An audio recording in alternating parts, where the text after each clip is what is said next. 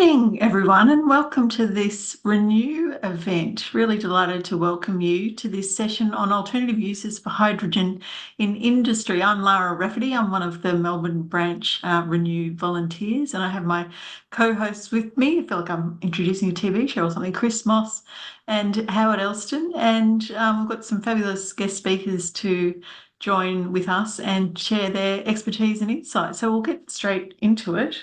Of course, I'd like to acknowledge the people of the other Willem lands in the west of Melbourne, from where I'm calling, and acknowledge ancestors and elders and any Aboriginal and Torres Strait Islander people with us today, and acknowledge that, of course, it is and always has been and will be Aboriginal land. So the outline for the session, so we have 30 minutes for our first speaker, then 10 minutes of Q&A, and then we'll repeat that little process and maybe have some time for some final questions at the end. So I would encourage you to put your questions in the chat and we'll get to them at the end of the session. So just in terms of those folks who are new to Renew, Renew is a national not-for-profit organisation that inspires, enables and advocates for people to live sustainably in their homes and communities. Renew provides expert independent advice on sustainable solutions for the home to households, government, industry and corporate clients. We produce two fabulous magazines, Sanctuary and Renew, and our website is full of resources to support making the transition to living more sustainably. Our events, including Sustainable House Day, have inspired and engaged thousands. And if you're interested to know more, check out the website at renew.org.au. And now it's my very great pleasure to introduce our first speaker. Fiona Beck is an Associate Professor at the ANU School of Engineering and Research Lead for the Facilitating Transformation Program in the Collaborative Research Centre on De-risking Decarbonisation for Heavy Industry. Her research focuses on the opportunities and challenges to transitioning the global energy system from fossil fuels to renewable energy. She has over 15 years experience in developing novel technologies for solar energy conversion, including the production of renewable fuels and commodities like hydrogen. So welcome, Fiona, and thanks so much for joining us tonight. Thank you very much, Lara. Thank you very much for having me. So I guess I'll go ahead and share my screen, get that started. Thank you very much for that wonderful introduction. I would also like to acknowledge the Ngunnawal and people and Ngambri people here in Canberra, the lands in which I sit, the beautiful unceded lands that on which I sit. So I'm going to move that, see if I can move that, or at least delete it. There we go. So I'm going to talk to you today about the role of hydrogen in the global energy system. And then I am going to be followed by someone I know very well, Geoff Brooks, who will be talking a little bit more about the use of hydrogen in heavy industry. So I plan, yes, there we go. My outline is for this talk is basically, I want to talk to you about what hydrogen can do and what it can't do. I want to convince you that it matters how it's made. And I want to give you a very brief overview about what Australia is doing in this space. Right. So first of all, setting the scene. So I'm sure that you're all aware that we are in the middle of a climate crisis. And the IEA, which is the International Energy Agency, have spent a great deal of time and energy working with its scientists all over the world to map out a pathway to net zero emissions by 2050. So they use all sorts of integrated assessment models, understanding how the climate works and also understanding the economics of how energy is made and used in different sectors. And they come up with these pathways that we could, for technology change, that would keep us within our carbon budget. So they focus specifically on the energy sector because it is a major source of global emissions. And it really holds the key to understanding understanding how we should be responding to the world's climate challenge. So one of the statements from there that I like to quote, and I think is really important to remember, is that most of the reductions in emissions that we need to do between now and 2030 come from technologies that are already in the market today. So we don't necessarily need to be doing anything new. We just need to be employing things that we already have faster than we are. However, by 2050, the models show that almost half of the reductions are going to come from technologies that are currently in demonstration or prototype phase.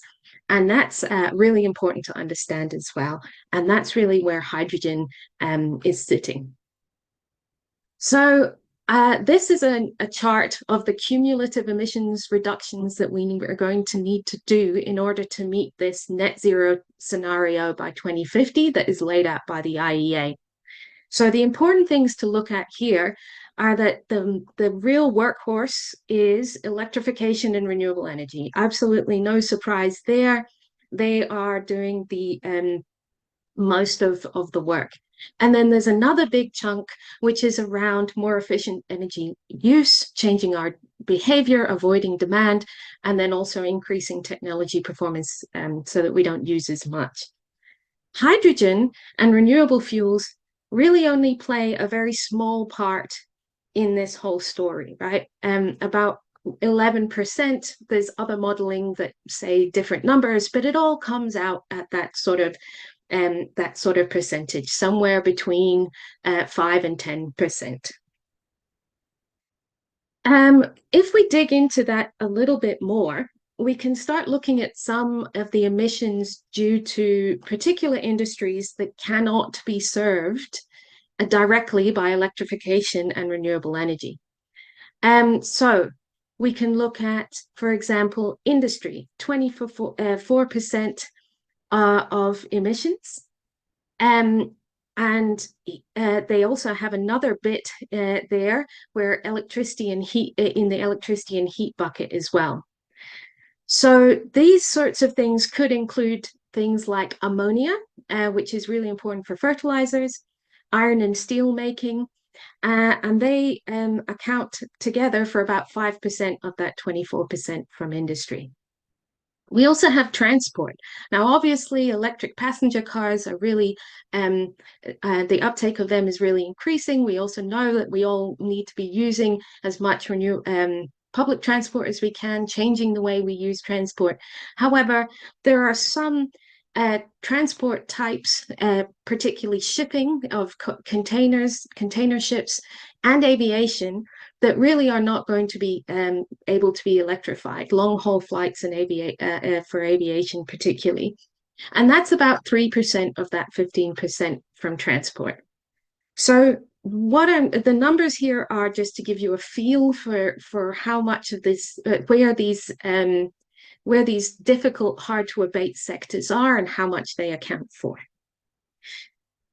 So ammonia is an important one, and it's one that people may not be aware of. So ammonia is actually made mainly from reforming of fossil fuels. So I've got a gas example here, and generating it creates a lot of carbon dioxide.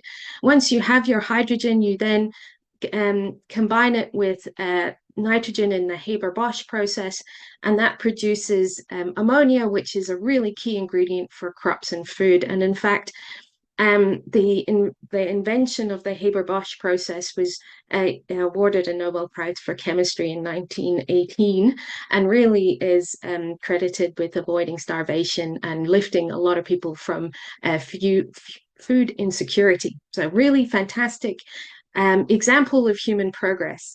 However, if you were to put the ammonia industry in a box and call it a country, it would have the same emissions as the entire country of South Africa. So not an insignificant amount of emissions. So what role does hydrogen play in this story? I'll start by just talking about hydrogen as a carrier.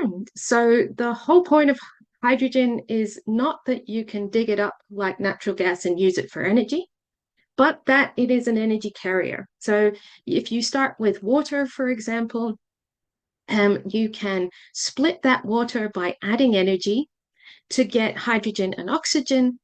And that energy can be stored in those chemical bonds to be recombined, which is exothermic, which means it releases energy to go back to hydrogen. So you can cycle around this, storing and sort of extracting and producing energy with no carbon atoms involved at all. And obviously, when you generate energy by combining these hydrogen and oxygen molecules, your byproduct is then water vapor, so not a greenhouse gas. Zero emission hydrogen production is really the technology that we're talking about is electrolysis. So in this case, you have an electrolyzer, you apply some electricity, you include some water, and you get hydrogen and some oxygen. And if you're using electricity with emissions intensity that is sort of average in the world, so from some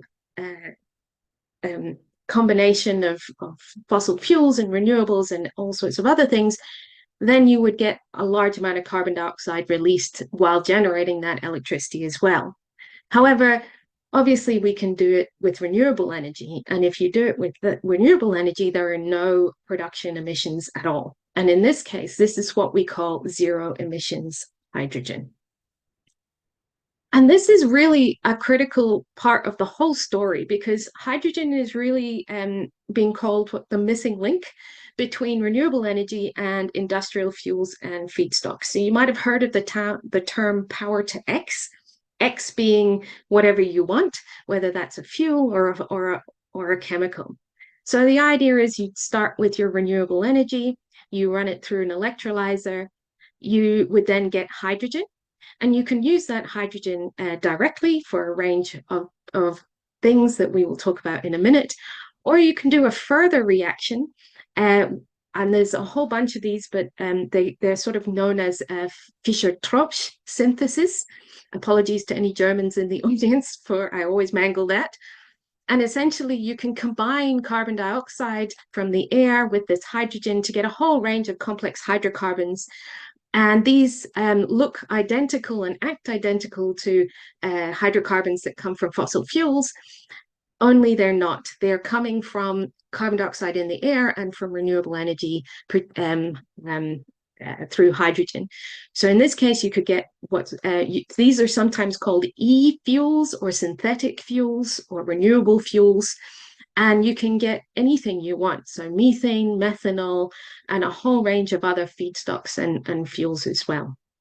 On the other side, as we've seen, you can combine the hydrogen with nitrogen to get ammonia, and then you've got your nice renewable ammonia, which doesn't release all of that carbon dioxide when you produce it. So the idea here is that the production of hydrogen and associated derivatives, as they're called, other chemicals that can be derived from it, have a really important role in displacing fossil fuels in a range of industries that cannot be easily electrified, where you can't just take away the fossil fuels and plug in renewable energy. Okay.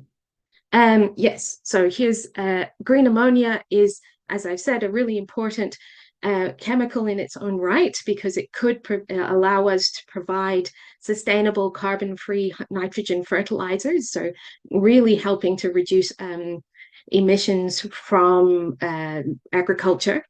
But also ammonia is important because it's a way of storing that energy that comes in hydrogen in a way that's a lot easier to transport and store than hydrogen gas itself. So you may sometimes hear about people talking about green hydrogen or green ammonia as this sort of almost equivalent commodity, and that's for this reason. Another big important part of the applications for hydrogen is steel making. So essentially, this is not my area, but you dig up iron ore, which has iron combined with oxygen. If you want to strip that out, just to get your iron, you need to reduce it. And usually we use coking coal, which is essentially a carbon source, and that carbon steals the oxygen and becomes carbon dioxide. So this is my cartoon understanding of industrial chemistry. I apologize. And we can do the same thing with hydrogen instead. So instead of getting carbon dioxide coming out the other end, you get water vapor. And I'm going to leave the discussion there because Geoff, who's going to talk after me, will talk about steel making and how to decarbonize it.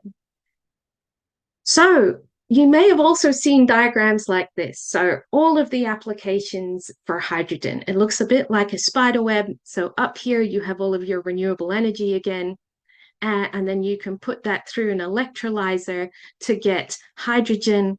And so here green indicates electricity and purple indicates chemicals. So that's hydrogen and its derivatives. So once you have your hydrogen, you can put it back through a fuel cell or a gas turbine to get electricity again, or you can put it into the natural gas grid to do industrial or residential heating and cooling, can pump it into industries as a feedstock for beverages, cement, steel, for the chemical industry as base chemicals and fertilizer, for agriculture, petrochemicals to get e-fuels. You can use that to drive aviation and shipping, as I said, and maybe even heavy trucks. So pretty much what can't it do? Wonderful, fantastic. Let's sign ourselves up for the hydrogen economy. What are we waiting for? Unfortunately, there are a few reasons why that diagram as it's drawn there might not be the best way to think about the applications for hydrogen, and I will try and explain why over the next few minutes. So the really big one is the round trip energy efficiency. So what I mean by that is how much energy you put in versus how much useful energy you get out. So I'm going to use so first of all, is the example of fuel cell versus battery electric vehicles. And just very quickly, a little primer up in the corner there. Essentially, the drivetrains of fuel cell and battery electric vehicles are identical, right? You've got some form of an inverter to do your power conversion, and you have a motor which is running your car, an electric motor. The difference is how you're storing that energy. So in a battery electric car, you just have a really big battery. In a fuel cell, you have a small battery so that you can still benefit from regenerative braking and things like that. But you also have a hydrogen tank and a fuel cell that you can use to produce electricity on demand by sucking in air and reacting your hydrogen with your oxygen to get electricity. So having said that, we can then do the calculations. So let's say we are again starting with our renewable electricity. We put it through an electrolyzer to get hydrogen, and you're left with about 74% of the useful energy stored in that hydrogen. And that's just because no process is lossless. You're always going to have some form of energy loss and inefficiencies in the process. Then it's very unlikely that you're going to be making your hydrogen at the point that it needs to be used, exactly when it needs to be used. It's much more likely that you'll have to store it in some form. To do that sensibly, you need to compress it. And then you put it back through a fuel cell, and you end up with somewhere in the region of about 41 to 44% of your original energy, so less than half. You can compare that with battery electric vehicles, where you go straight from your renewable energy through the network into your battery, which you then pump directly into your motor, and you end up with an energy efficiency of 86%. So about double that of fuel cell EV. So what that means is that you will need twice the amount of electricity to power a fuel cell vehicle the same distance that you would need for a battery vehicle. And there's a lot of talk right now about the effect of increased demand of electric vehicles and electrification on our grid and our energy supply. If we use hydrogen, we're going to have to double it. Okay. We can do the same if we're thinking about energy storage. So in this case, we're thinking about hydrogen as essentially a really big chemical battery. You can go from electricity, again through an electrolyzer, compression and storage, back through a fuel cell. And in this case, you will actually end up with something around 30% of the energy in there. And the difference here is mainly in the compression, because you will need to compress your hydrogen to a higher pressure to store it for longer in order to actually act like a battery. So that means you're going to have a round trip efficiency of about 30%. And that you need to compare that to other energy storage techniques that we have, things like batteries, which are much more efficient, things like pumped hydro, which are much more efficient. And again, it's just this idea that you're going to need roughly 3 times as much energy in that you will get out in order to use hydrogen as an energy storage medium. That's not to say that hydrogen doesn't have a role in providing energy resilience and having a backup store somewhere, but it's definitely not it's definitely something we need to think about if we want to roll out hydrogen energy storage wholesale across our network, for example.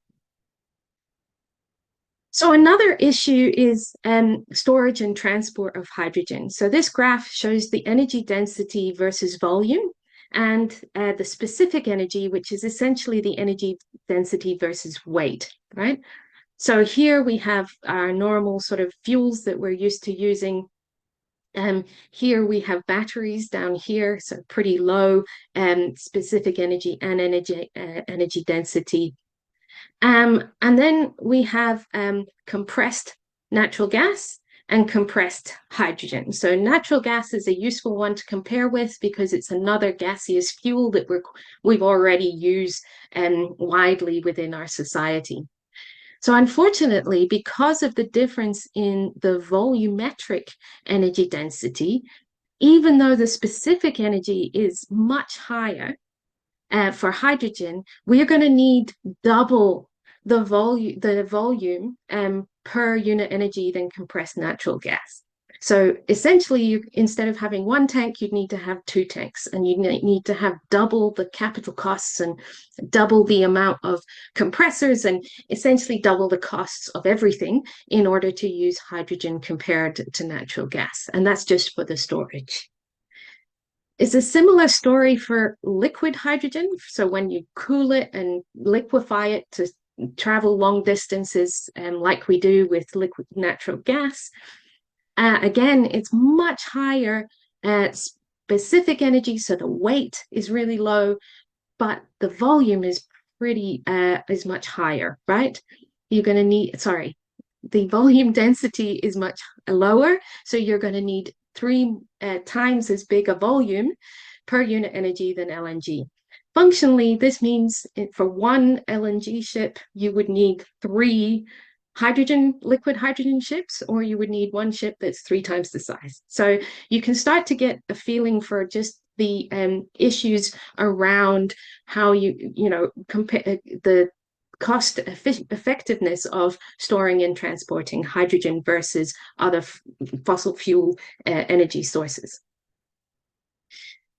So in conclusion to this part of my talk, the thing I want you to take away here is that hydrogen has a lot of applications, right? And it's been compared to the Swiss Army knife. So you've got the little bit here that's the pliers, and you've got the bit over there that's for, as my dad always used to say, taking Boy Scouts out of horses' hooves. You've got knives, you've got anything you can think of, right? And it's a great little tool that's multifunctional.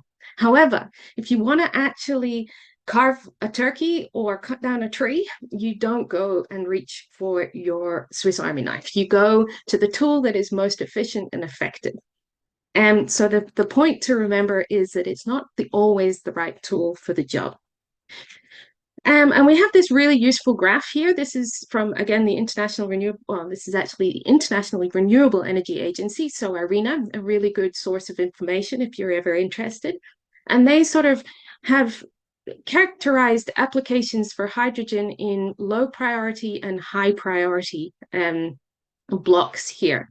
Right at the top for high priority, chemicals. There's no other way that we can get hydrocarbons renewably than using electrolysis at the moment, right? Renewable hydrogen. Shipping and steel, really looking unlikely that we're going to have other ways of decarbonizing these applications. Same for long haul aviation.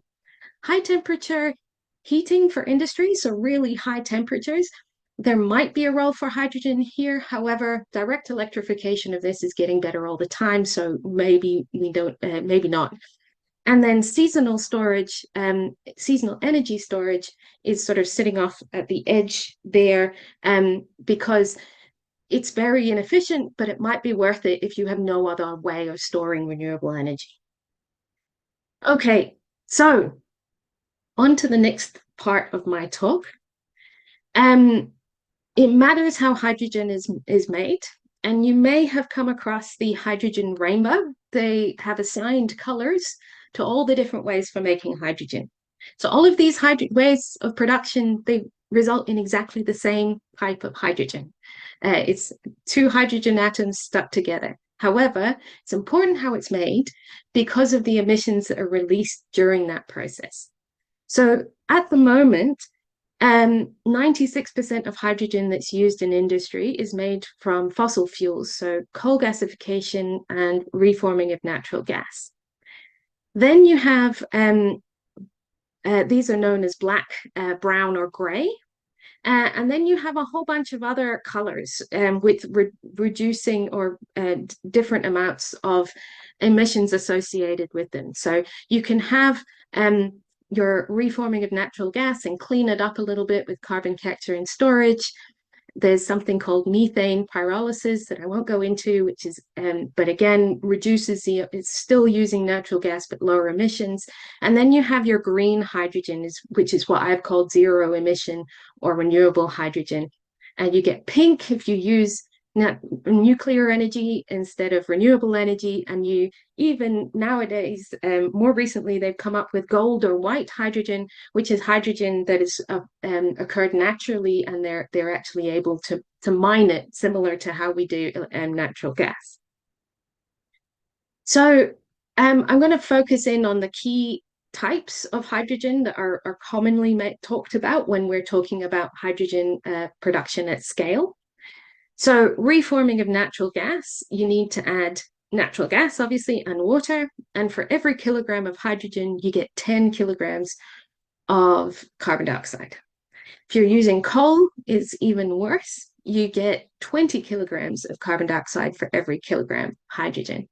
And we've already seen that electrolysis is even worse again if you're using fossil fuel-based electricity. However, if you're using renewable electricity, you don't get any emissions.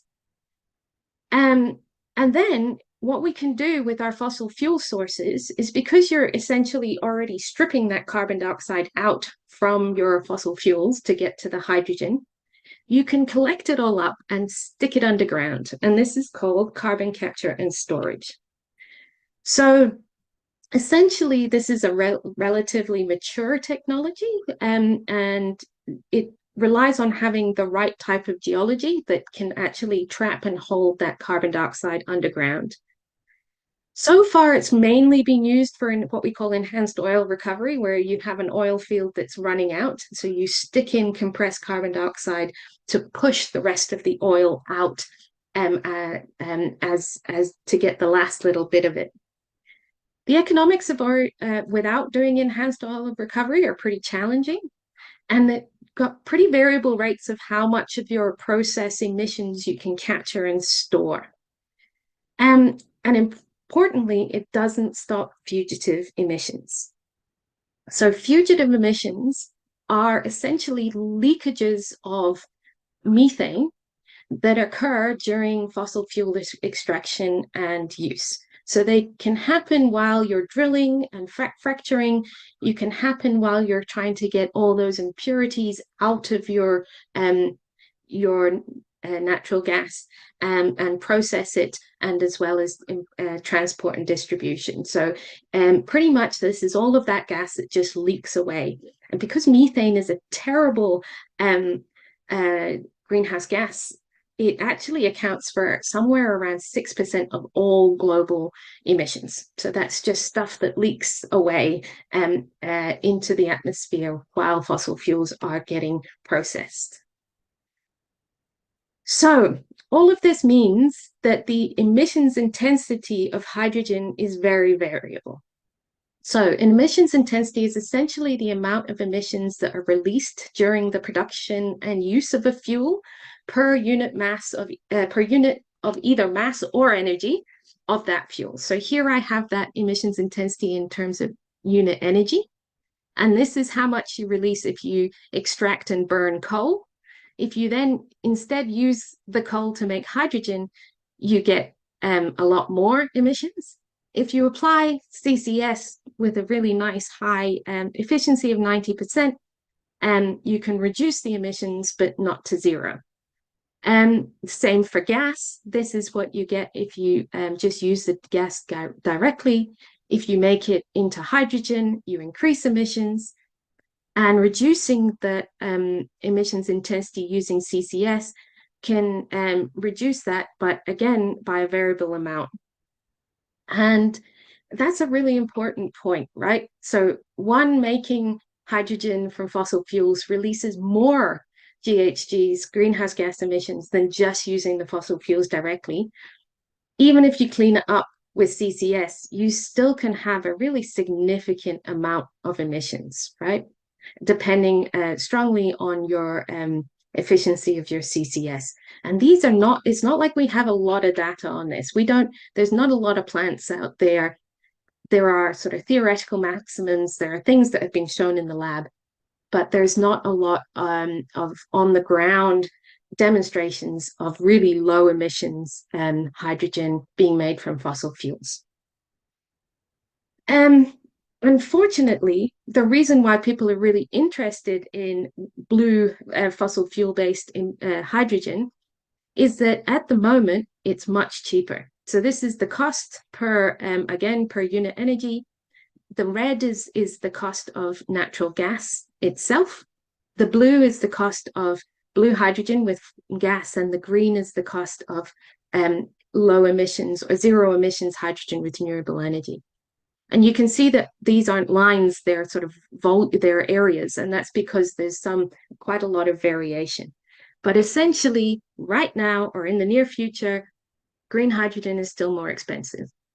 But as we as we move forward in time, we're going to see that cost of green hydrogen reducing quite a lot. So you've got this idea, you've got this sort of, should we invest in blue technologies or green technologies for hydrogen? Blue is really cheap now, but it has a lot of residual emissions, and those residual emissions are not going to go away. Whereas green is really zero emissions. However, it's more expensive, but the more we invest in it, the more we'll drive down its cost. So we have this sort of dilemma about which technologies we should invest in. And there's been sort of a hot debate around the world about what's the best way forward and potentially what mix of technologies should we be investing in.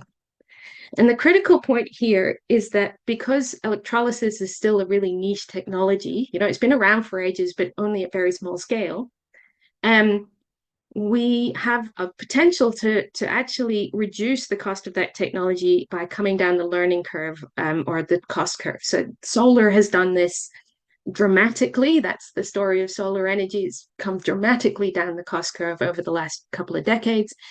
Electrolyzers could do the same. And we can see here from 2005 to 2019, it's been a ramp up to about 70 megawatts of capacity for electrolyzers around the world. In 2030, to get to where we need to be in the IEA's net zero roadmap, we need 25,000 megawatts. So that's a fairly quick ramp up that we need to do. There's questions about whether we can ramp up that quickly and whether costs will come down quickly enough. We're talking about a lot of investment, and we're talking about a real change in how we do things. Lara, can I just get a time check? I forgot to start my timer, and I noticed we're at 1/2 past, but I think we started a little after the hour. Oh, I don't know if Laura's there. I might shorten my remarks over the next few. Oh, there we go, Lara. Needed somebody else to unmute me. And yes, we have just a squeak more time. Squeak, I can do a squeak. Okay, so the final thing I wanted to talk about was what's happening in Australia. The challenge in giving any hydrogen talk is that I could talk for hours about this and I would only scratch the surface. So, but I do think it's worth trying to squeak this in just because it is so much happening and it is a lot in the news right now. So this is a really interesting map that's been produced by Geoscience Australia. It's Australia's hydrogen production potential. So, you know, um, is it positive or negative in terms of relative costs? So yes, it's a good idea to be producing hydrogen in lots of red areas around Australia. So we've really got a lot of potential all over Australia to be producing renewable hydrogen. And this is really the basis of the arguments that we've been hearing about Australia's potential as this superpower or powerhouse for renewable energy. So the first hydrogen strategy by the government was in 2019. The next one, the most recent one, is written just hot off the press. I haven't actually read it all the way through. Don't tell anyone. It's on my reading list. Um, and that what we're seeing there is that they're really focusing these days on thinking about Australia's hydrogen industry as being cost competitive globally, that there are these critical applications that we should be focusing on, that we have to be aware of the fact that this is a big new industry. It's going to take a lot of land, it's going to take a lot of effort and productivity, and it has to benefit Australia. We don't want all of that to just fritter away as profits of companies. We want there to be community benefits. And there's some a discussion about how we make good trade and investment partnerships. There's two really important things that have come up that you might have heard of, which is the Hydrogen Head Start Fund, which is essentially a fund for industry to propose projects and get some financial support to get them up and running. That's actually, they've shortlisted 6 projects, and they should be, we're talking about things happening by the end of the year. They also have just the 2024-2025 budget highlighted that they're going to have a hydrogen production tax credit to help lower the cost of those green hydrogen in the near term, to really try and make it more competitive. So I would say that the Australian government's been quite bolshy about this. Again, there's a whole talk. I could talk for an hour about what's happening around the world and what the US are doing, but Australia is really trying to keep in the running and become and maintain, or trying to grasp their opportunity as being globally competitive. There's a whole heap of proposed projects around Australia, and we're talking really, really big numbers here. So all of these gigawatts are the amount of renewable energy that would be installed to support these projects. And just to give you some comparison, we're sitting on less than 20 gigawatts of solar and wind on the national energy market in the East Coast. So huge numbers here. If you're interested, CSIRO have done a spectacular job putting together this database. So if you go to High Resource and look in the projects, they've got 95 industry projects listed, and they actually keep this really well up to date. So you can find out who's doing what and for why and where all around Australia. Really important. This is going to take a lot of land. We've just seen how much hydrogen, how much renewable energy we need. We have to recognize that 57% of Australia is under various legal control of Aboriginal communities. That's really means that this is going to happen on Aboriginal land. And that means that this could be a really important opportunity for economic development for our First Nations communities. And I really urge you to go and have a look at the First Nations Clean Energy Network. They also have this wonderful map where they highlight sort of co-investment that is happening between large hydrogen projects and other renewables projects and local Aboriginal groups. So really new ways of benefits and risk sharing happening with communities. So very much recommend having a look at that. And then I might skip over this, but if everyone always asks me about water, so I have the numbers there if we want to talk about them. I'm part of a cooperative research center that's actually looking into how we go about de-risking decarbonization for heavy industry. Really interesting work happening there if you're interested in looking at the website. And then finally, a lot of the work, the ability, I've had 5 years of being able to go away and learn about hydrogen because of the zero carbon energy for the Asia Pacific Grand Challenge that I was involved in, and all these wonderful people that I've been working with. So I wanted to acknowledge them. And then finally, that was a bit more than a squeak, I apologize, but thank you very much for your attention, and I'll be very happy to answer any questions or continue the conversation. Thanks so much, Fiona. You just crammed so much in. That's really gorgeous. And I I'm really know. keen to check out the First Nations clean energy projects. That does sound like a magnificent opportunity, doesn't it? So, Yeah. Howard, you were going to throw to the audience and take us through some questions that have appeared in the chat. Yep. Thanks very much, Laura. So Frank's asked a really good question here, just in terms of the water sources around that, what are the requirements for water quality? So does it need to be purified, or can you just take it from the local lake, river, or seawater? So Fiona, what's your comments on that? It needs to be purified, but that's part of what we call the balance of plant. So it actually it needs to have all the ions and stuff taken out of it, and then it needs to have particular ions added back in. Um, but usually that's included in the balance of plant. So I mean, if you take a look at these numbers for the water usage, it's impossible.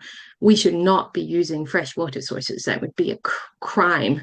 And really, I would like it really as much as possible. Sorry, my computer just decided to try and update.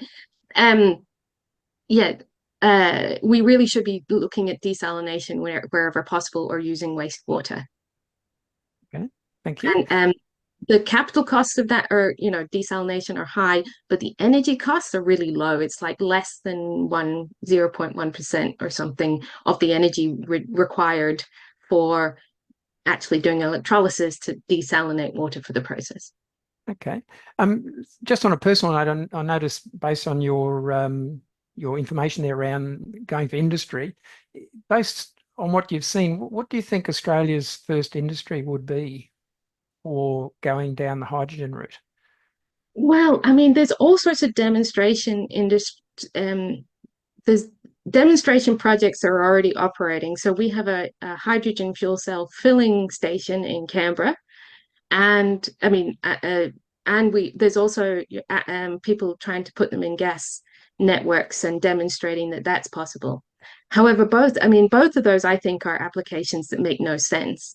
So I think ammonia, switching, because essentially switching from fossil fuel sources of hydrogen for ammonia production, I think that's the thing that we're going really high up there. And we're already seeing some projects out in Western Australia where that's happening.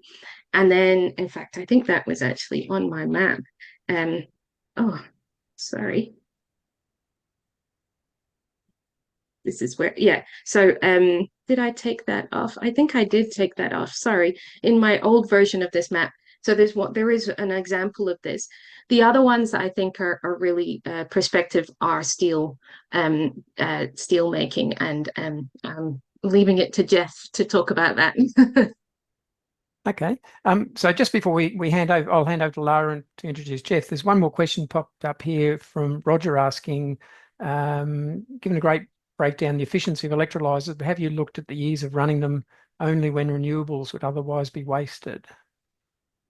Yeah, that's a really good question. And there was actually a flurry of modeling, looking at that when we started, like back in 2018, when people started talking about this as a really important part of decarbonization. So at the moment, the electrolyzer is really the most expensive part of the system.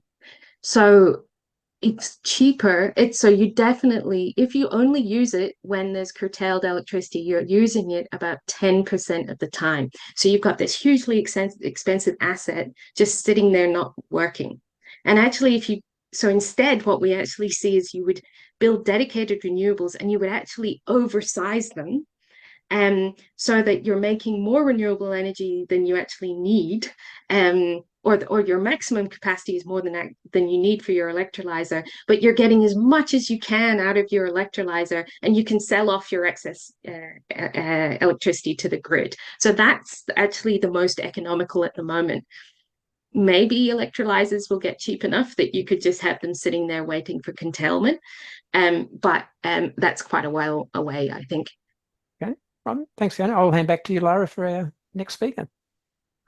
Thanks, Helen. Yes, thanks again, Fiona. And now it's time to introduce Professor Geoff Brooks, who's going to talk to us about some developments using hydrogen in manufacturing green steel, along with the potential for industry to expand steel recycling.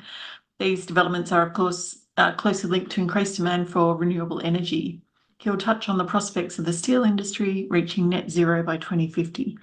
Geoff has published over 300 papers on fundamental aspects of iron and steel making and worked closely with steel companies in Europe, Asia, and North America. He's currently the Joint Swinburne/CSIRO Professor of Sustainable Mineral Processing, and is a Fellow of the Institute of Materials, Minerals and Mining. Welcome, Geoff. Hello, good evening. And I will go and share my screen. Thank you for the introduction. Can you see my screen at this stage? Yes, now, not in presenter view. That's it. Yep, good. All right, I'll get started. So, yeah, I'm going to discuss green steel, the options for Australia. It's a pleasure to be speaking to you. And I gather Renew is an organisation that's very interested in renewable energy and the use of it. So let me explain. It's a very important part of what we're talking about. One thing I'd like to say to you is that, as you can tell by my appearance, I've been in the field for quite a while, and I've never known such extraordinary interest in my field as the last few years. And it's a very exciting time to be working in metallurgy. From a metallurgist's perspective, never been a more exciting time to be involved. This is just a sort of rough summary of what generates CO2 in the world.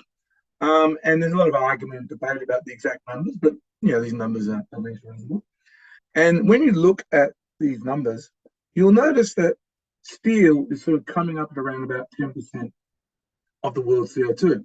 It's a giant industry, like concrete is. And it's very hard to imagine a world without steel, and there's a lot of steel being used and consumed and recycled.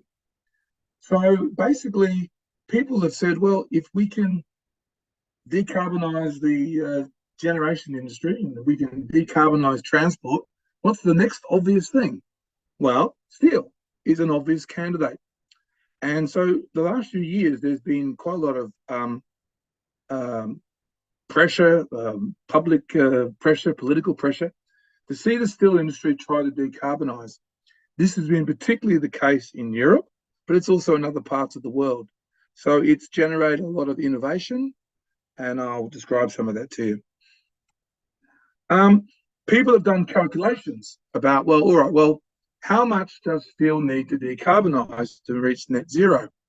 And this is a summary of those calculations. And it shows, based on some 2015 figures up to 2050, how much CO2 is generated associated with a certain tonnage of steel. And then they've calculated how much they're going to have to change the amount of CO2 per tonne of steel. So roughly speaking, at the moment in the world, there's about 1.8 tonnes of CO2 generated per tonne of steel, roughly speaking. And they estimate that it needs to go down to about 0.2 if we're going to achieve net zero. So if you're going to go from 1.8 to 0.2, you're not talking about an incremental change. You're not talking about getting clever and cleverer because we're already pretty clever at steel making, right? So this is not about, oh, we can make incremental changes. No, this will need a very, very large change to the way that we make steel. So we're looking for a revolution, not an evolution, essentially. This very busy map is trying to show you all the different projects going on in Europe at the moment to do with low carbon steel. And the green colored boxes are all the ones involving hydrogen, basically. And the blue ones are ones that people are looking at maybe carbon usage or carbon capture. And you'll see that there's a lot of green. And basically, Europe is basically trying to shift its steel industry to be green, largely on the basis of using hydrogen. And there are a number of reasons why they don't use carbon storage. Some of them are political, some of them are to do with the technical details of, where they could possibly store it. So there's a lot of investment and interest in hydrogen in Europe. We are a big player in that game because we are providing a lot of the raw materials, right? So we're part of this story. This is showing you people who've got ideas for where they're going to be putting large hydrogen plants, right? And you can see that the map of Europe is covered with these green dots. And Australia has quite a few green dots as well. Fiona was just explaining some of those green dots, right? And so Europe, there's a great flurry of interest. It should be said that part of the reason why they're rushing towards hydrogen is because the alternative could be, for example, buying natural gas from the Russians, which they're not very keen to do. I was in Europe last week, and that's a very big concern. So part of what's going on is that they don't have quite as many alternatives as other parts. You'll notice that in America, there's not that as many green dots, and that's interesting because the steel industry there is located not very close to where there's a lot of renewable energy. So actually, the US steel industry, there's quite a serious discussion about going nuclear. So installing nuclear reactors to go to hydrogen, to go to decarbonizing. So there are regional effects about how much interest you have in hydrogen or don't have in hydrogen. So now this diagram here, I don't expect you to know every detail of it. It's an important diagram because it tries to sum up how steel is made in one diagram. So I'll walk through each side. On the left-hand side is the dominant way of making steel, which is basically you get ore and you get coal, turn it into coke, put it into a blast furnace and make iron. And iron is basically an impure form of steel. And then you take it to an oxygen steelmaking vessel and you convert it into steel.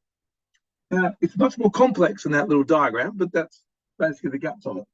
What you notice is that the first part of the process, the iron making, is where you use a lot of coal.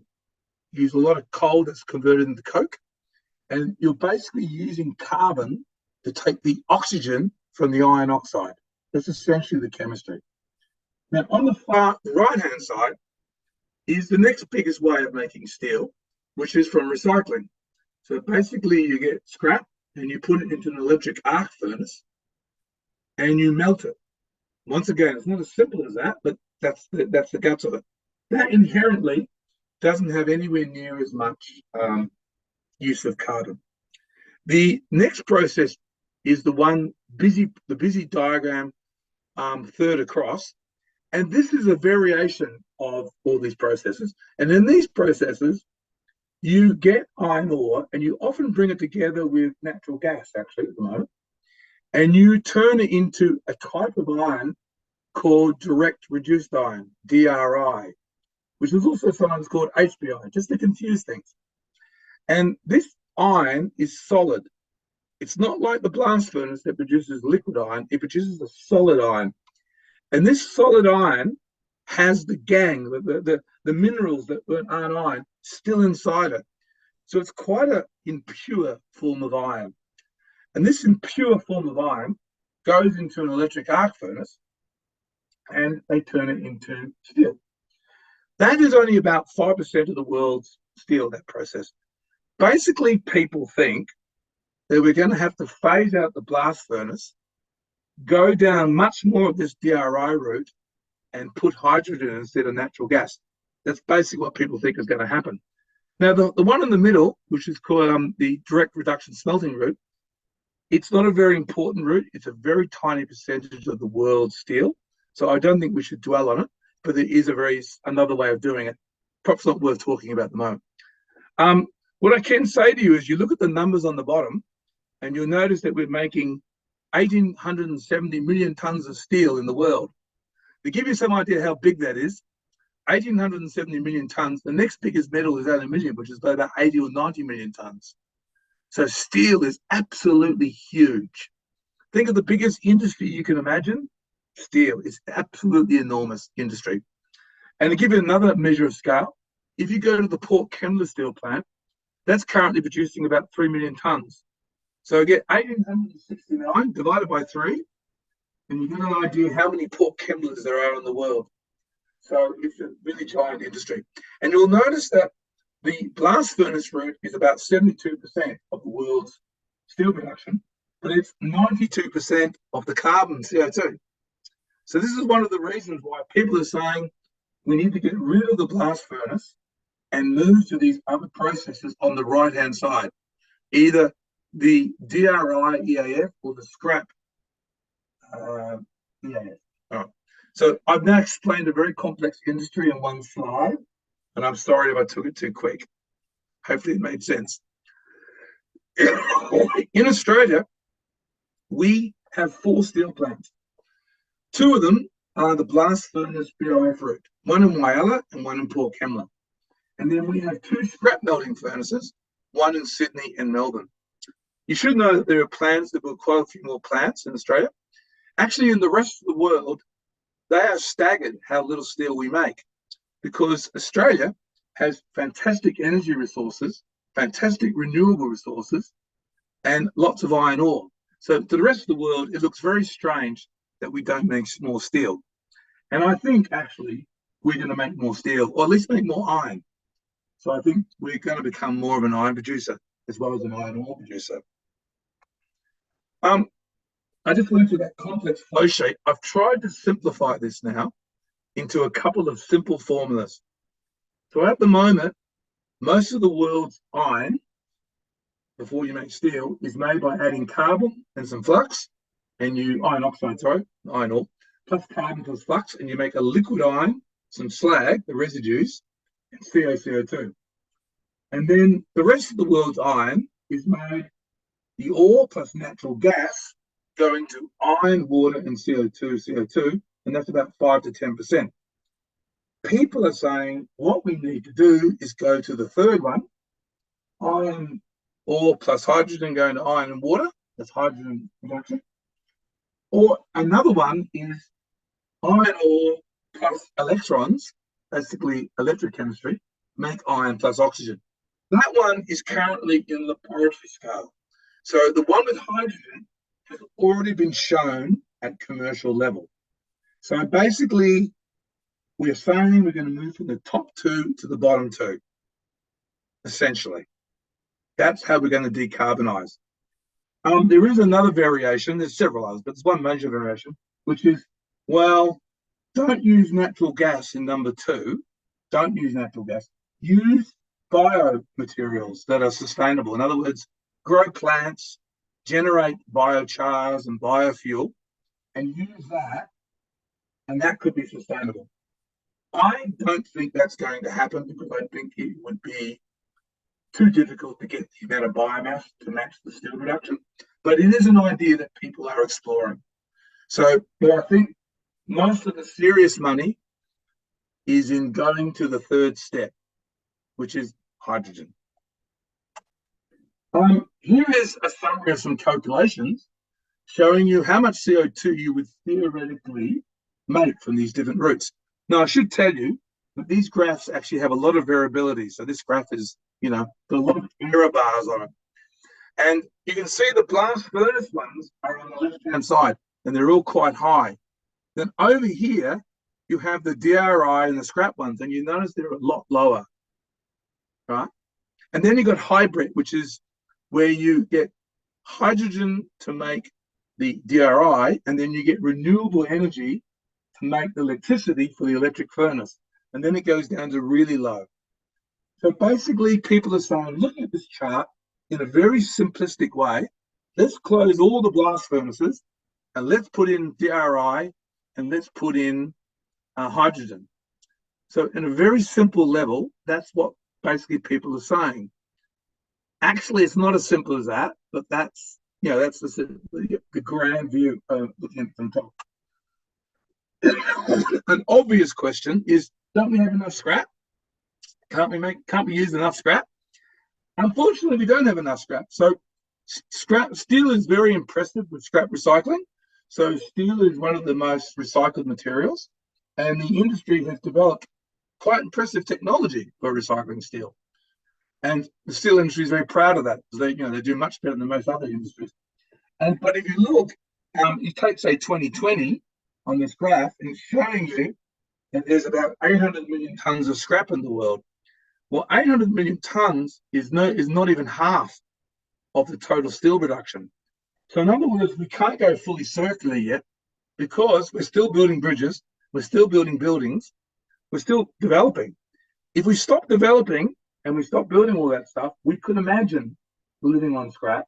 But at the moment, we're nowhere near that. One of the other issues also is scrap comes in various qualities. And you see that the big sort of, I'd call that a sort of blue-green, isn't it? The top one, the dark blue-green color, that's what you call obsolete scrap. Obsolete scrap is the stuff that you and I chuck away and put into the dump, right?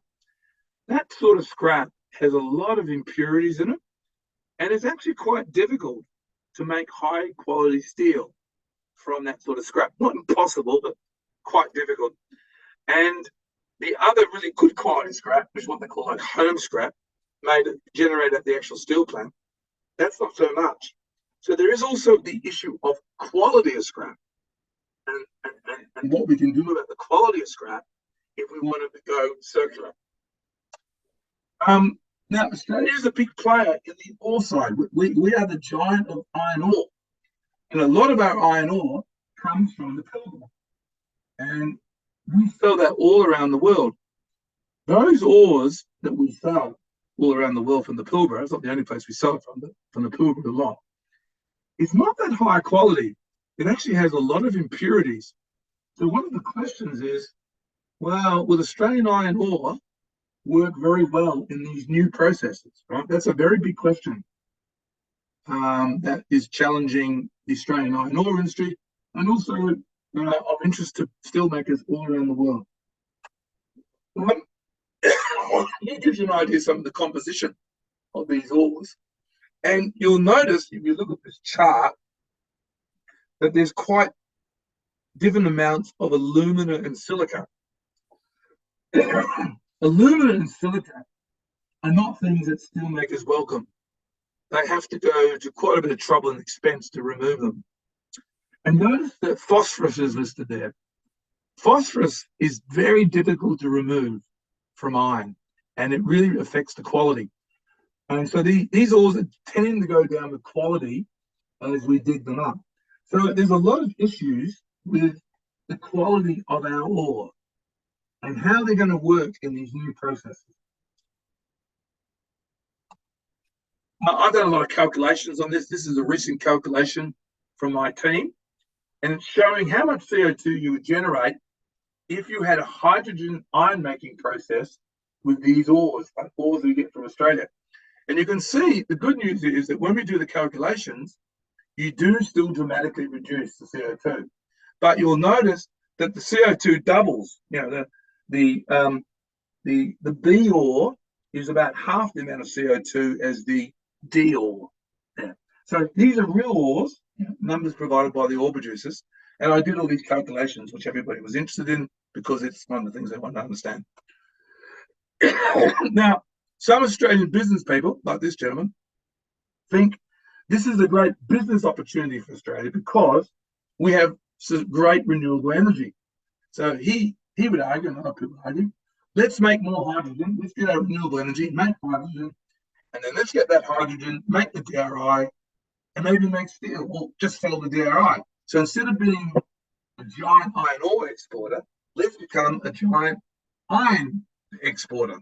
So this could be a great opportunity for Australia, they argue.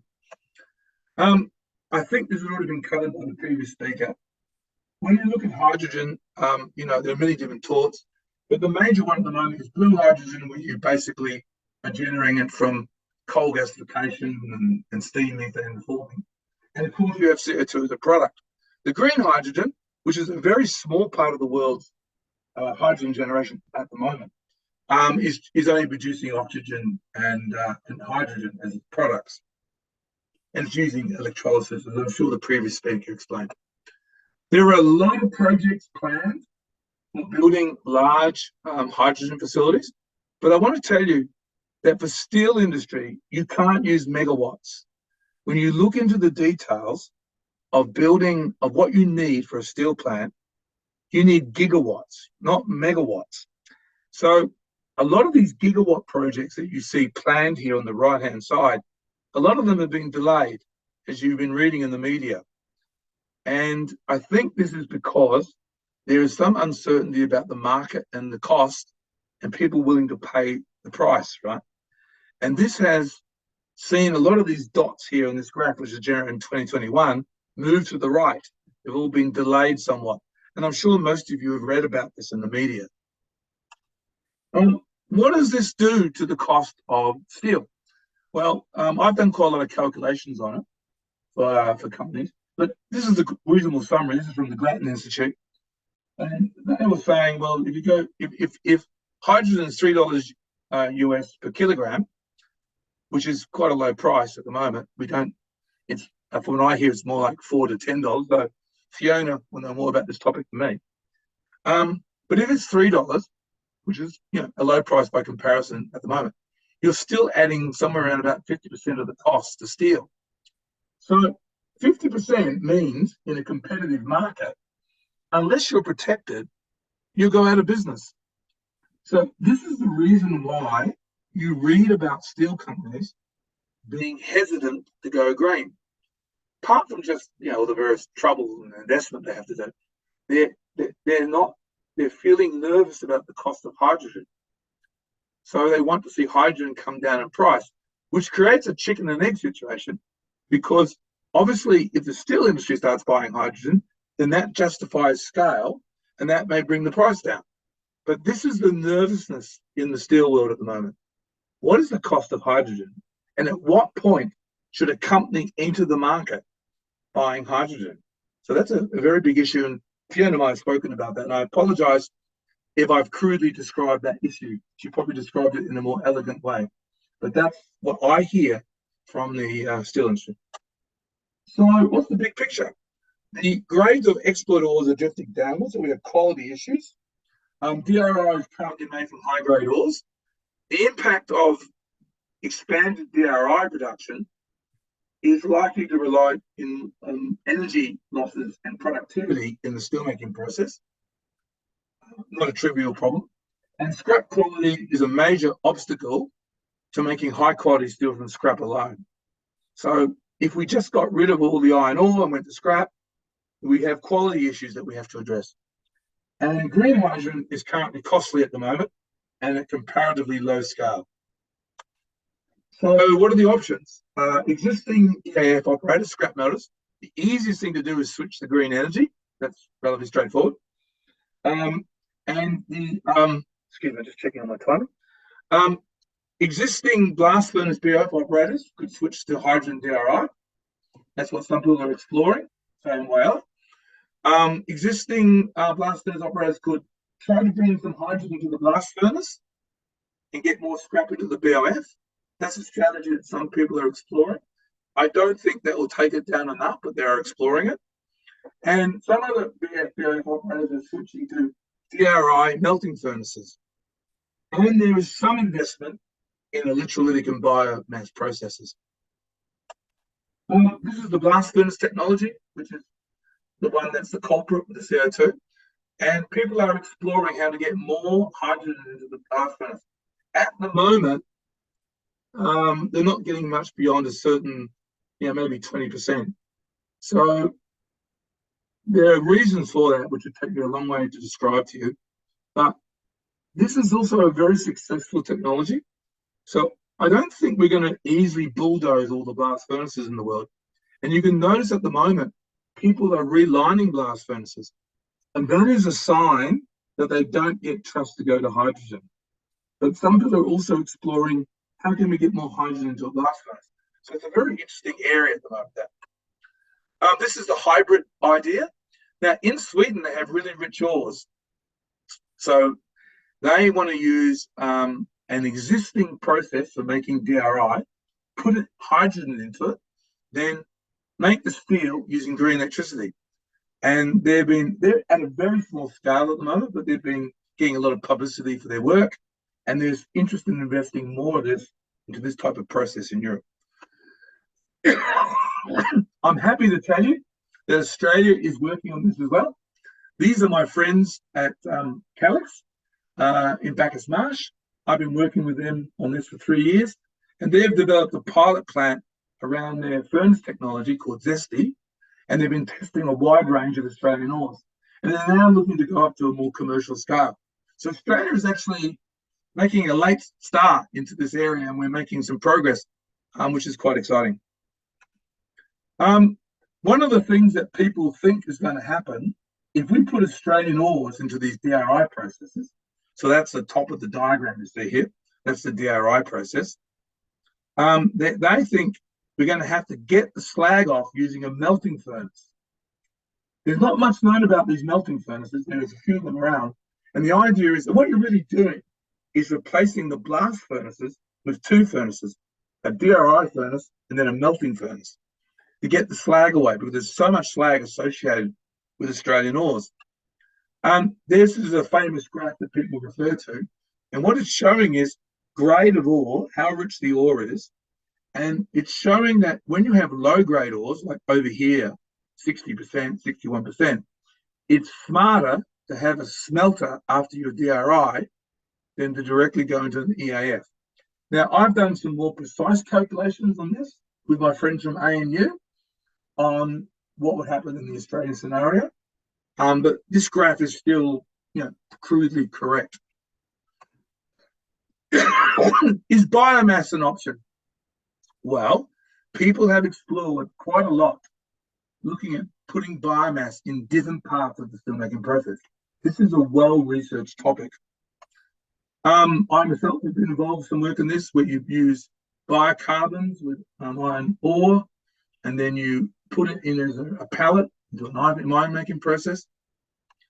Rio Tinto thinks that this is an answer, and Rio Tinto is investing money in a biomass, what they call bio-iron process.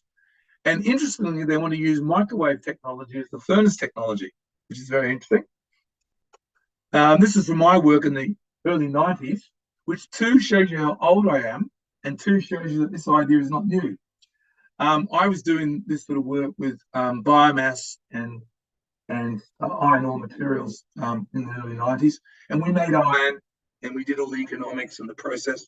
So it's not a new idea, but it's been revisited. One of the problems is that charcoal production or char production gets very expensive quite quickly, because a lot to do with the shipping costs and the haulage costs. It's not a cheap material to make. And of course, from an environmental perspective, you have to prove that you're regrowing the equivalent amount of material that you're using. So there's all sorts of issues with biomass. There's also electrolysis, and there is a high temperature electrolysis process, there is a molten salt process, and there's an aqueous process. I won't go into the details because I'm running out of time, but I recently did some technical studies of these, which you can read from one of my students, Matthew Humbert, and we show that it could be a realistic possibility, but it has a long way to go as a technology. It's very much at the toy scale at the moment. It hasn't been tested at large scale. All right. So, in summary, hydrogen-based iron making has a lot of impetus, particularly in the EU. The cost and scale of green hydrogen is a major issue. We don't have enough scrap to go circular, but what we could do is get a lot better at sorting scrap so we can make higher grades of steel easier. What are we going to do with high gang ores? We're probably going to be using electric smelters. There's not a lot known about them. And I have quite a lot of funding at the moment trying to sort out more about these electric smelters. Could Australia become a green iron exporter? Could we become, a big exporter? Because there is an opportunity here because we have so much renewable energy. The future of electrolysis and biomass, I think there are question marks. In the case of electrolysis, it's all about scaling it up and how will it work at large scale and how complex will the plant be. There's things we need to understand there. In the case of biomass, where are we going to get the biomass from? Where's all this biomass going to be to match the scale of steel production? And in conclusion, I hope I've shared with you the excitement of my job. It's a very exciting time to be a primary metallurgist. I apologize if I had to go through such a lot of material so quickly, and I hope it gave you a broad sense of what's going on. Thank you for listening to my talk. Much, Geoff. Yeah, there was so much in that. Terrific. And there are a couple of questions in the chat. So we'll get to them. So you've given a great breakdown on the efficiency of electrolyzers, but have you looked at the ease of running them only when renewables would otherwise be wasted? Actually, I have waded, perhaps stupidly, into Fiona's area. I did a little techno-economic study of hydrogen production, and I did it from a sort of engineering perspective and then did the techno-economics. And we found arguments that if you combine different sorts of renewable energy together, you get better utilization of the renewables, and therefore the cost comes down. I did publish that work, and you can find it, and I'm sorry, I can't remember which journal it was in, but we did publish it. And I just want to make it clear, I'm not pretending to be an economist. But yeah, I think there is some gains now. But I'm not a specialist in how to get hydrogen down in costs. It's not my field. I'm busy with metallurgy. Who among us would want to pretend to be an economist anyway? So, boom. That's what I think. Yeah. Another question for you. Do you have how does China process our iron ore? Mainly through blast furnaces. But that's going to change because they have been, as everyone knows, developing amazingly. And of course, they have a absolute tsunami of scrap arriving, right? Because they've built so much infrastructure. So they're building up their EAFs. And so of course, that will change the amount of steel. America, for example, makes 70% of its steel from scrap. So they actually laugh at the Europeans. Americans say, we're already gone green. You guys are behind us. That's not entirely true, but the Americans have invested heavily in being very smart at scrap melting technology. They're good at it. I should tell you they've used some Australian know-how. One of the major casting technologies was invented in Australia. And of course, we didn't commercialize it, the Americans did. Isn't that a funny story that we've heard before? It's far too often, I'd say.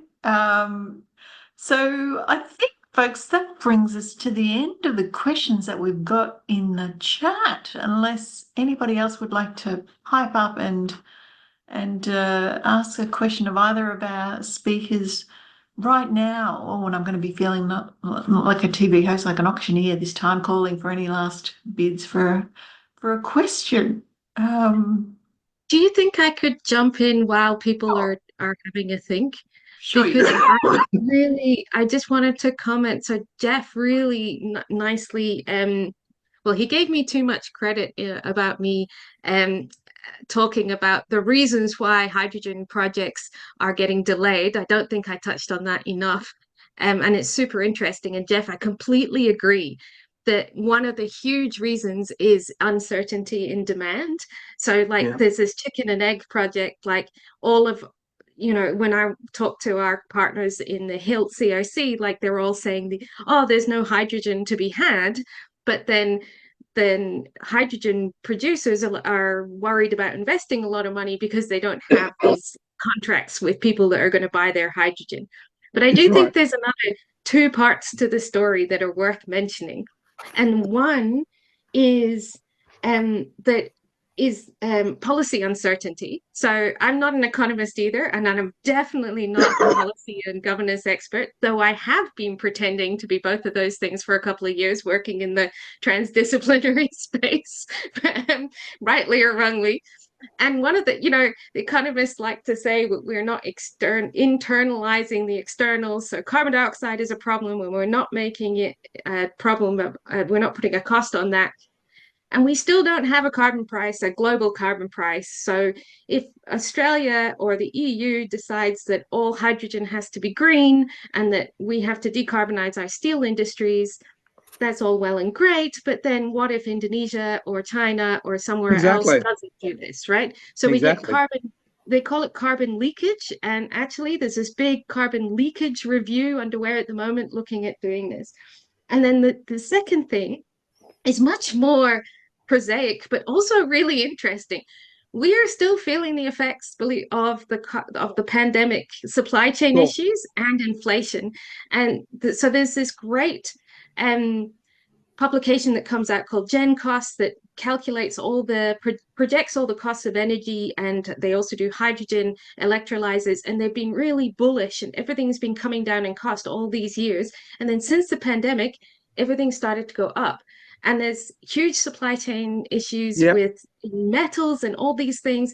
And also this uncertainty around the cost of capital and inflation and all of those the same reasons that, we're all suffering and paying our mortgages are the same reasons that people aren't investing in these risky new technologies. So it's really interesting. And Fiona, I think some economists, and some of them are my friends, have been a little bit too bullish. You see people who write papers that say, and I'm partly guilty of this myself, I'll plead innocence by ignorance. They put things like, $3.50 is achievable in Australia.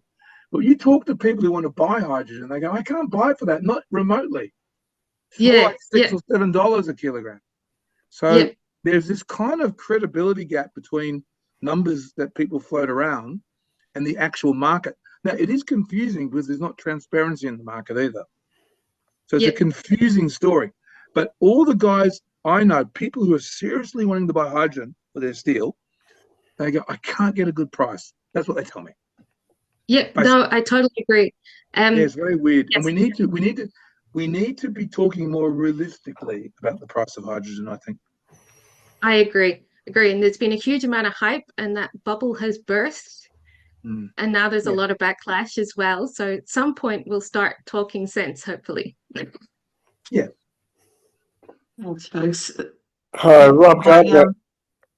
Rob Gardner here. Graham, I can ask a couple of questions. Is carbon monoxide, I think, is a much better reducing agent than hydrogen. Is there some blended way we could do it even better?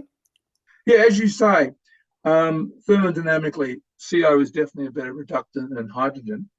And I won't bore everybody proving that. You obviously know, Rob, but that's true. Yes, so also there's a bit of pushback about having 100% hydrogen, because when you make an iron with no carbon in it, which is what happens if you use 100% hydrogen, it's not that easy to melt in the next stage. So actually, there's quite a pushback along the lines you just suggested.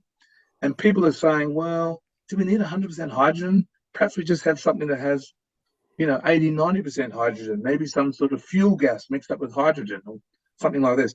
So there is, and that potentially could make it cheaper, right? And there is a general push in what you are implying there going on with people looking at DRI. Does that help you, Rob? Yeah. Just wonder what progress has been made on that. It doesn't get much, or I haven't read much about it.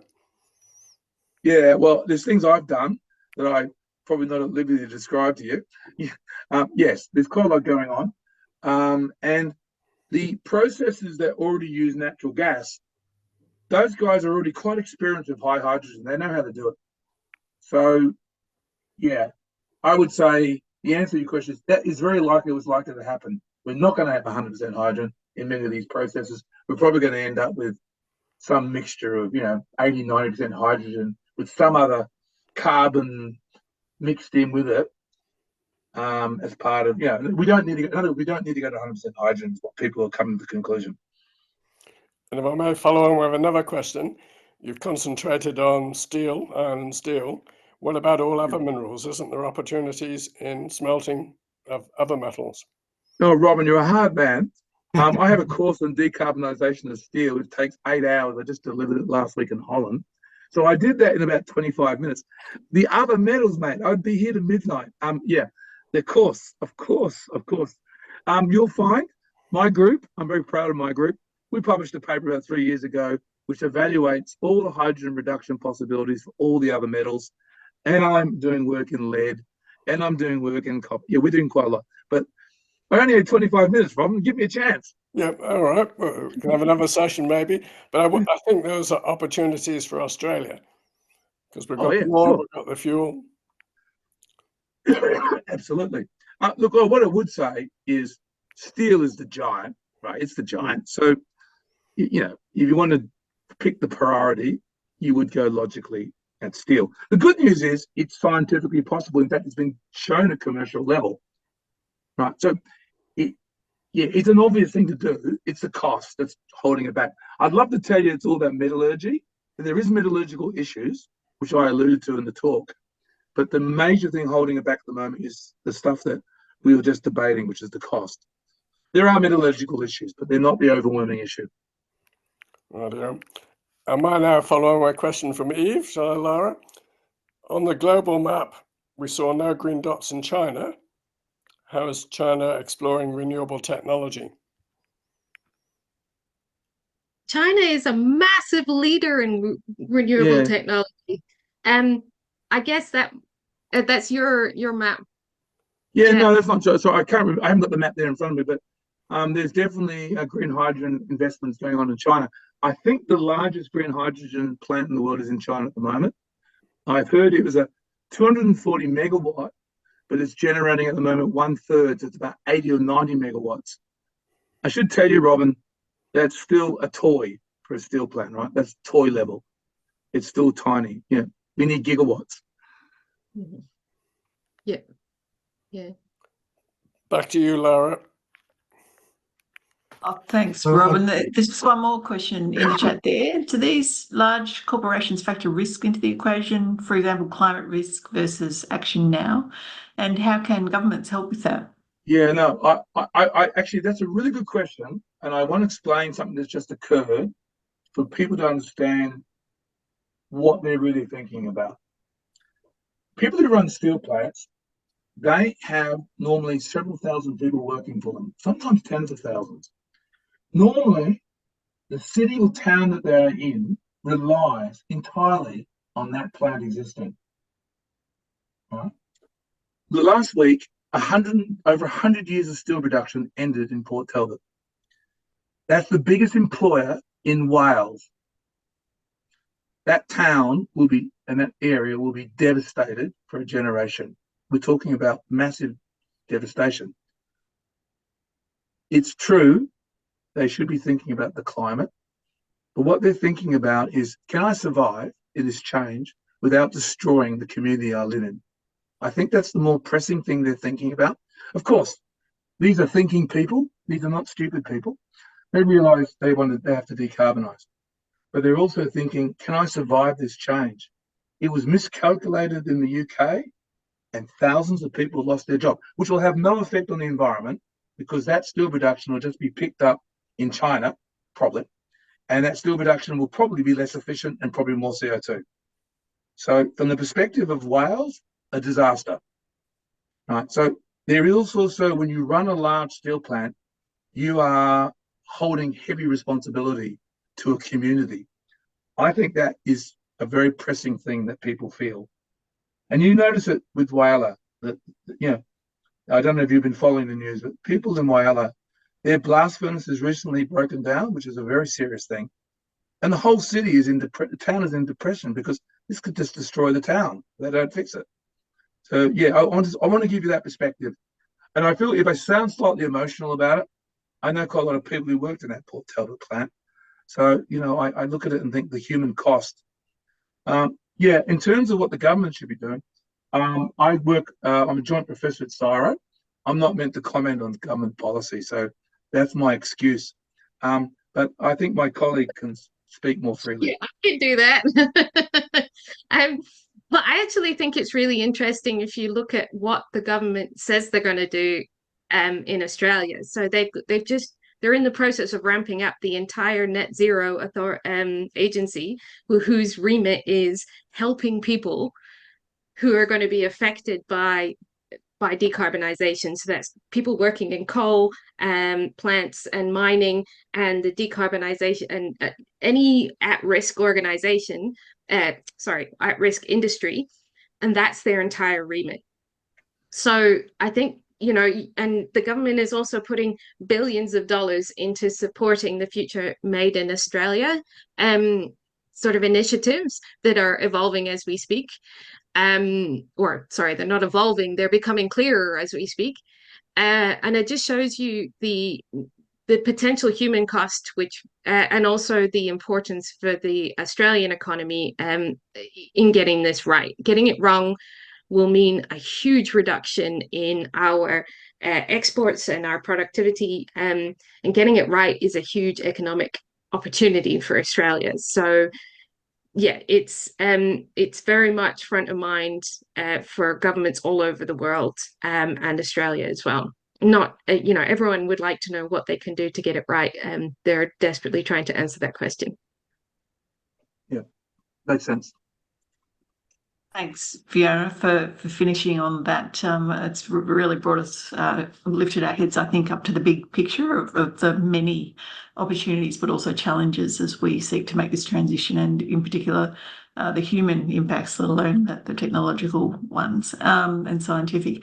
So thanks, folks. I really just want to thank our guest speakers, Geoff and Fiona, so much for their expertise and for sharing such an enormous amount of content in such a short time, and for the questions. It's been great to have the engagement from the audience, and I think draw the event to a close. The next Renew event we're working on, we have a schedule of, I think, 4 or 5 this year. Most of them in person at RMIT, but a few online. So this one will be recorded, of course, and shared.